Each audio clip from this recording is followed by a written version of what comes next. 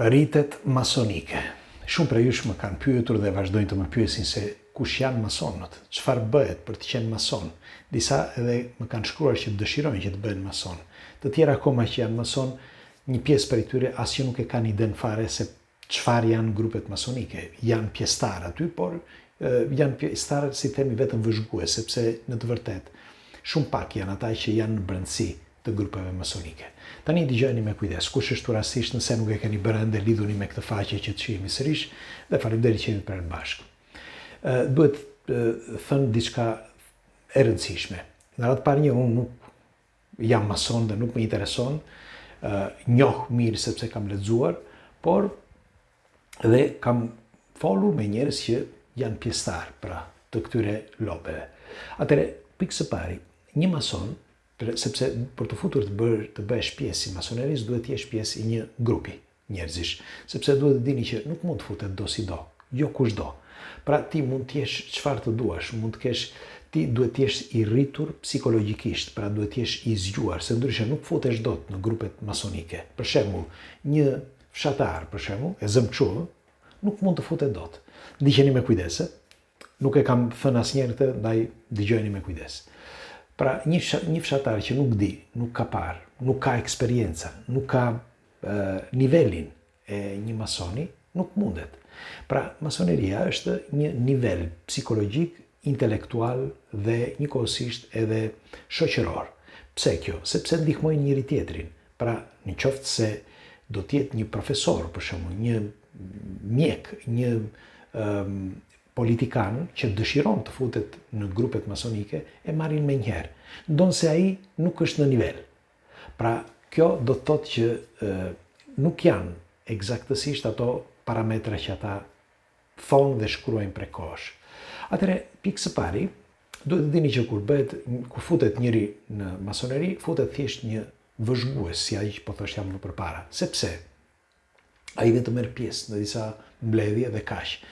Por gjatë rriteve janë shumë pak ata që bëhen mason të niveleve të larta, pra të gradave të larta. Sepse në çdo lloj grade bëhen disa rrite. Si bëhet kjo? Quhet la loggia ose lozha, quhet kështu që mund ta thuash në shqip. Loggia çfarë është? Loggia është, në të vërtetë është rritja e nivelit. Në fjalë për fjalë është rritja e nivelit të brendshëm njerëzor, pra dia, informacioni. Dhe çfarë bëjnë ata? Marrin kur futet njëri që do të rritet në nivel, të gjithë bëjnë ngritin dhe vendosen të gjithë rreth këtij njeriu që do të rritet në nivel. Gjëja e parë që është e rëndësishme, ai nuk duhet të ketë asnjë lloj metali në dorë, në qafë apo ku ta diun, për shembull varse floriri, unaza floriri, hekur apo çdo lloj gjë. Pra metalet janë rreptësisht të ndaluara. Pse? Ka patur raste kur dikush ka patur një metal pa e kuptuar, sepse shumë nga këta e dinë shumë mirë dhe heqin metalet, unaza apo çfarë kanë, apo varse apo vaf. Dhe disa kanë harruar, për shembull që kishin diçka në pantallon apo ku ta di unë, ose ndoshta një zinxhir te këmbë, si ka dikush për që harron. Dhe është ndaluar dhe është rreptësisht ndaluar dhe thonë që nuk është njeri i rregullt. Pra duke thënë që nuk është njeri i rregullt, do të kaloj shumë kohë derisa ai ta ribëj edhe një herë rritin. Ka patur raste që bëjnë rritin me njëherë, por pastaj edhe presin. Bile di shumë prej këtyre, ndoshta nuk e bëjnë më rritin. Gjejnë mënyra që mos ta bëjnë më rritin. Gjatë rritit lexohen disa pllaka, të quajtura kështu.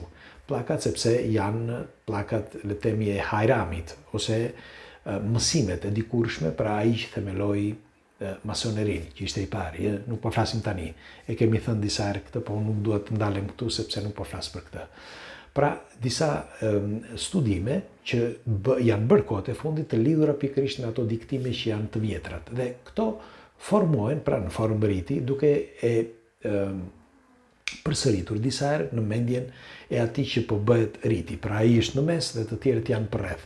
Secili nga këta emeton pra dëshirën që ai të bëhet pjesëtar. Dhe nga ky moment është jo vetëm dëshira, por është edhe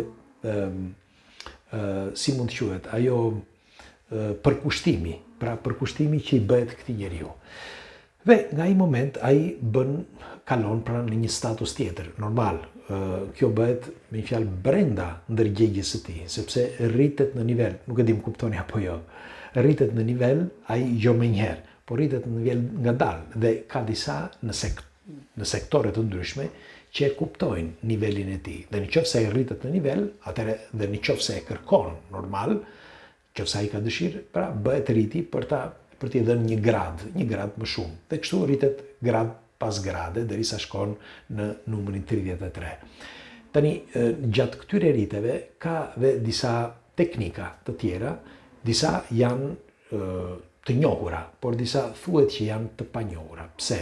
Sepse kjo që ju thash më përpara, rriti që thash më përpara është për nivelet, pra që të rritet në nivele. Por ata që janë të rritur në nivel, pra që janë 33 për shembull, që nuk dihet se sa janë, disa thonë 29, disa nuk na intereson kjo, por ata që janë rritur në nivel, nuk dihet nëse ata vazhdojnë ende. Ka nga ata që pretendojnë ose mendojnë që janë rriten jo vetëm në nivelet larta, por kanë edhe një përgjegjësi më të madhe, sepse mbajnë turmën. Pra, ju mbajnë vetëm ata që janë përreth, por mbajnë edhe turmën. Dhe duhet keni parasysh diçka që çdo gjë është e lidhur në zinxhir.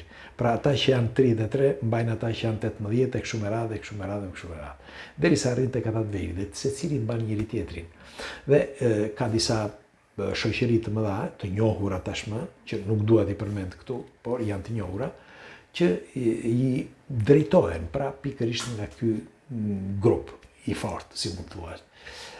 Tani, në momentet e zhvillimit, pra të zhvillimit të ndërgjegjësimit të kujdo, të këtyre që rriten, siç u thash, psikologjikisht ose në mënyrë intelektuale, ka disa formula të cilat thuhet, kjo është një teori, ka disa formula që e ndihmojnë atë, sepse janë formula, pra kur ai nuk arrin, po flas, janë disa formula të krijuara ose të diktuara nga forma të tjera jete që ne nuk e dim.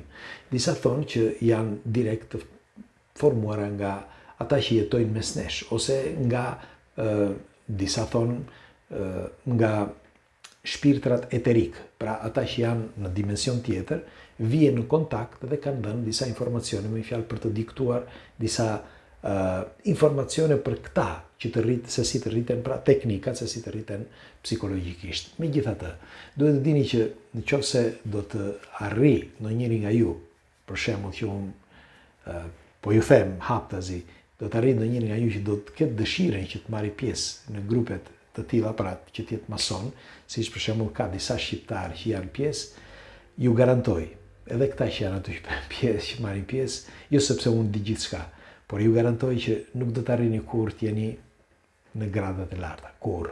Dhe ata që janë atje, dhe ndoshta edhe sikur atyre t'ju thonë, para këta shqiptarë që po flasim, disa edhe më ka shkruar në privatisht, edhe duke në qoftë se u thonë që ne do të rrisim për shembull në grade të tjera, janë të gjitha pallavra, sepse pretendohet që të gjitha ata që janë të gradave të larta, pra ata që thash më parë që rriten në gradat më të larta, janë të gjithë të një dege, të një gjaku të seleksionuar, i quajtur gjaku blu.